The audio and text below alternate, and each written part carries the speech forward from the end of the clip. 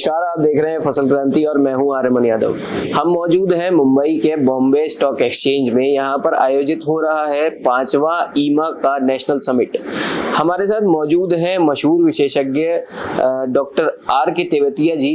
Sir का हम बहुत बहुत स्वागत करते हैं। सर, आपका बहुत बहुत स्वागत है फसल क्रांति के चैनल पर। धन्यवाद जी। सर, हम जानना चाहेंगे एज अ विशेषज्ञ, सर आप इंडस्ट्री के एक्सपर्ट हैं और आप कई सालों से आपका रुझान रहा है एग्रीकल्चर में, तो सर आपसे सबसे पहले हमारा यही सवाल रहेगा कि फार्मर्स के लिए ये इवेंट कितना खास है। एक्चुअली ये जो इवेंट है ये किसानों के लिए जो है बहुत बेहद खास है, और इसका कारण ये है कि ये जो Indian micro fertiliser manufacturers association, जिसे हम ईमा के नाम से ज़्यादा पॉपुलर है, इसका जो मेन जो फोकस है वो माइक्रो न्यूट्रिएंट्स जो हैं हमारे उन पे है। और आजकल जैसा हम जानते हैं कि जो नाइट्रोजन, फास्फोरस, पोटास के साथ साथ हमारा माइक्रो न्यूट्रिएंट्स का जो है उस पे जो है फोकस हमारा भी, भारत सरकार का भी काफ़ी ज़्यादा जो बढ़ता जा रहा है।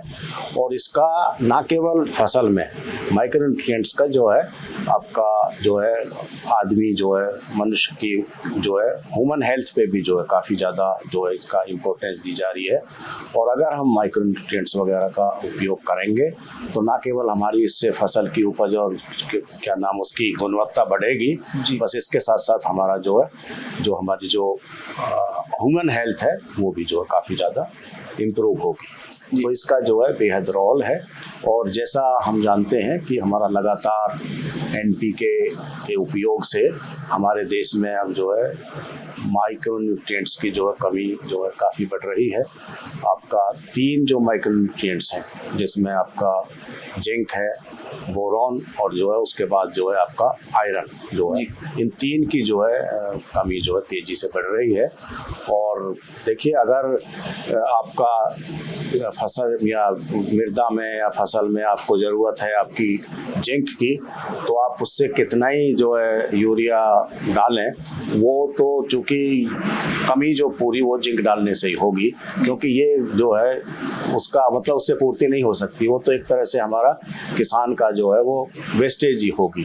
तो यही है कि आपका हम जो है आजकल संतुलित उर्वरक उपयोग जिसे हम कहते हैं, तो जिसमें जो है हमें और उसके जानने के लिए एक्चुअली सबसे ज़्यादा इम्पोर्टेंट इसमें ये हो जाता है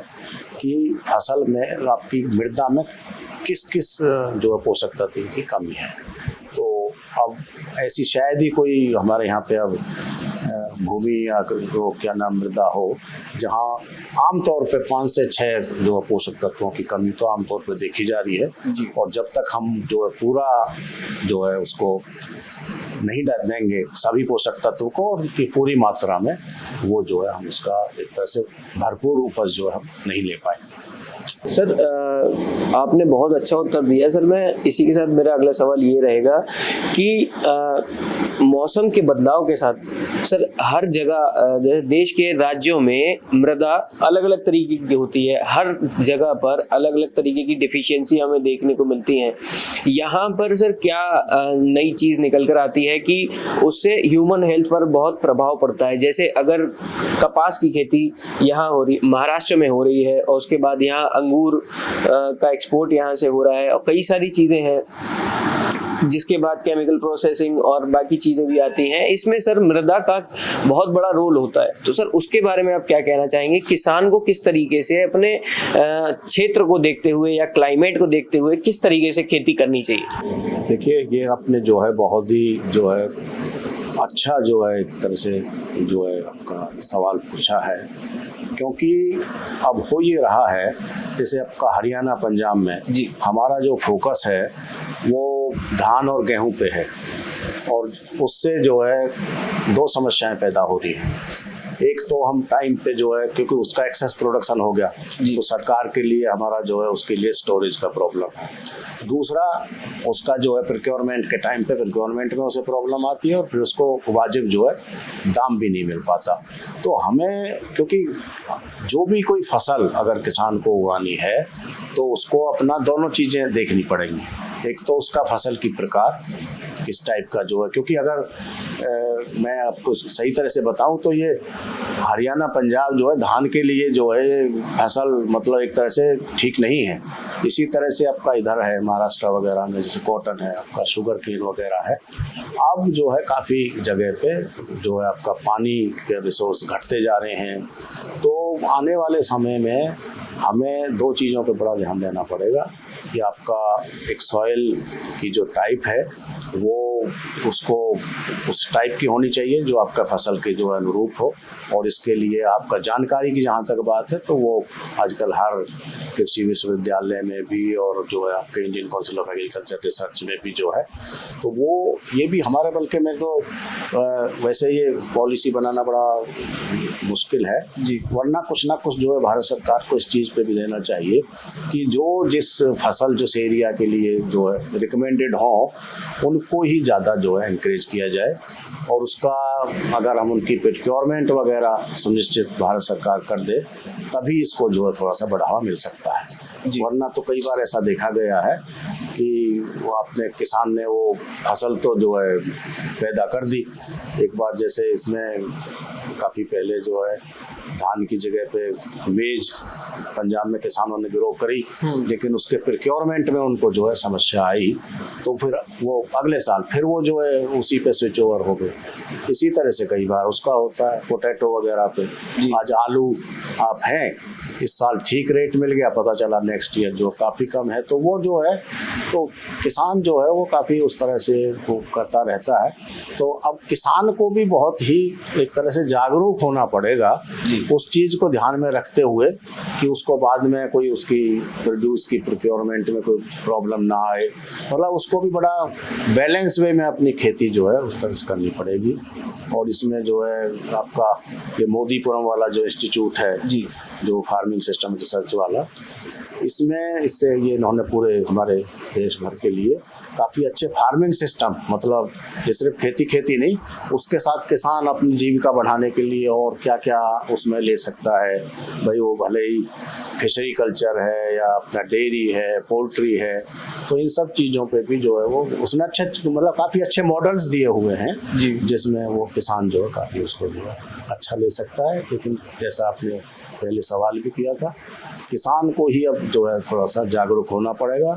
और भारत सरकार को या जो है राज्य सरकार को उसमें उनको इंकरेज करना पड़ेगा उस टाइप की फसल ग्रो करने के लिए। क्योंकि अभी भी हम देखें तो भारत एक कृषि प्रधान देश है जी, लेकिन अगर हम अपना और एक्सपोर्ट पोटेंशियल हमारा बहुत ज़्यादा है देश का, लेकिन उसके बावजूद भी हम उतना वो एक्सपोर्ट नहीं कर पा रहे हैं। तो उसके कारण यही है कि हमें थोड़ा सा क्वालिटी भी थोड़ी इश्यू है जी, उस पर भी जो फोकस करना पड़ेगा जी।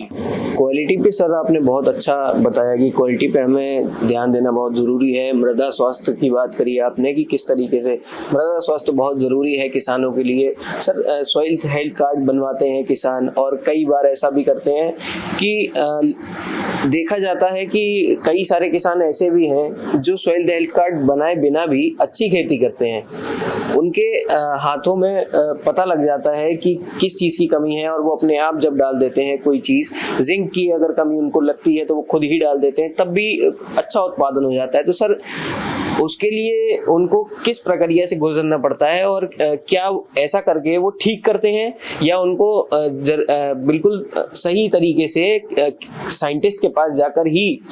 सॉइल हेल्थ कार्ड लेने के बाद उसमें कोई चीज़ डालनी चाहिए मृदा में? देखिए, ऐसा जहाँ तक कोई किसान अगर जो है सालों से कोई अपना किसी फसल को ले रहा है या किसी टाइप की तकनीक वगैरह अपना रहा है जी, तो एक्सपीरियंस जो है अपने आप में एक बहुत बड़ी चीज़ है, जिससे अगर उसने कुछ सीखा है और वो कोई बहुत अच्छा मतलब अगर उत्पादन और उपज अच्छी ले रहा है तो उसमें कोई उसके लिए बुराई भी नहीं है जी। लेकिन जहाँ तक साइंटिफिक या वो टेस्टिंग वगैरह की बात है तो उस किसान को भी अपना जो है मृदा जांच तो ज़रूर करानी चाहिए, क्योंकि ऐसा कुछ नहीं है कि कोई एंड नहीं है किसी भी चीज़ का। अगर आज वो 6 टन ले रहा है तो वो उससे ज़्यादा भी ले सकता है। तो उसको तो ये तो ज़रूर वो होना चाहिए कि भाई आफ्टर उसकी जो मृदा है उसका स्वास्थ्य बरकरार बना हुआ है या नहीं है। ऑर्गेनिक कार्बन की आजकल भूमि में जो काफ़ी बड़ी समस्या आ रही है, उसके लिए भी जो है किसानों को जो है भाई जो ऑर्गेनिक फर्टिलाइजर्स वगैरह है, देसी खाद है,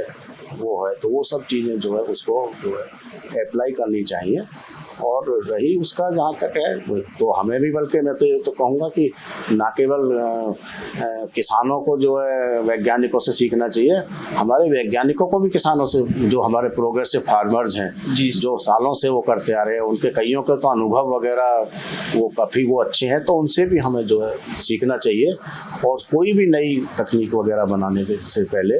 उन सब चीज़ों को मतलब वो किसान के साथ बैठ के बनानी चाहिए, क्योंकि जब तक वो अल्टीमेटली तो वो हर टेक्नोलॉजी है, तकनीक है, वो जाएगी तो किसान को, किसान नहीं अपनाना है लेकिन अनफॉर्चुनेटली आजकल सिस्टम में जो है तो उन किसान को अभी भागीदारी उसमें, इवन जब तकनीक डेवलप होती है, जो भी चीज़ें हैं जो, तो उसमें जो है उसको इन्वॉल्व होना चाहिए, उसको जो है मतलब एक तरह से भागीदारी होनी चाहिए उसकी। बिल्कुल सर, आपने ये जो बात कही है कि साइंटिस्ट को भी किसानों के साथ बैठकर ही आगे की टेक्नोलॉजी और सारी चीज़ों के बारे में सोचना और विचार करना चाहिए, इस बात पर बहुत अच्छा आपने उत्तर दिया। इसी के साथ आप देखते रहिए फसल क्रांति, कृषि और खेती से संबंधित सभी जानकारी के लिए बने रहें फसल क्रांति के साथ। नमस्कार।